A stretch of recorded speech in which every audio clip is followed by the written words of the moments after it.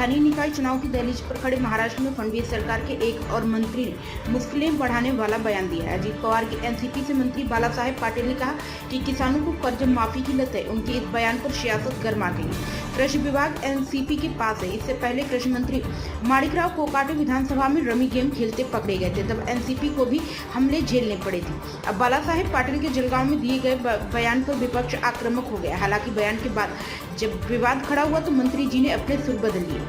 बाला साहेब पाटिल राज्य के सहकारिता मंत्री हैं। वह वहां के 6 बार विधायक है। वह दूसरी बार मंत्री बने हैं। वह सतारा जिले से आते हैं। खुद को किसान का बेटा कहने वाले पाटिल के पिता भी विधायक रह चुके हैं। अजीत पवार गुट के बड़बोले मंत्री बाला साहेब पाटिल ने जलगांव की एक जनसभा में विवादित बयान देते हुए कहा कि किसानों को कर्ज माफी की लत लग गई है।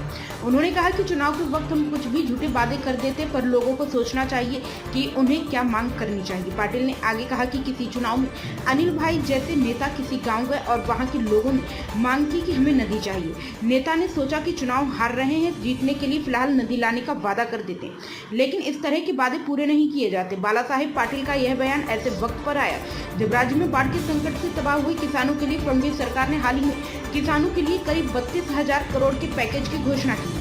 विपक्ष किसानों के लिए कर्ज माफी की मांग कर रहा है। कैबिनेट मंत्री पाटिल ने अपने बयान से नमक छिड़क दिया।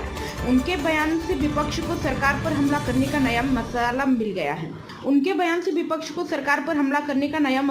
गया है।